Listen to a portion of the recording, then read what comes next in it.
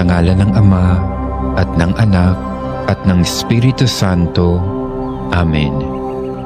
Katamis-tamisan naming mahal na Poong Jesus Nazareno, Diyos at manunubos ko, na naglalakbay sa kalbaryong pasan-pasan mo ang krus na pagpapakuan sa iyo.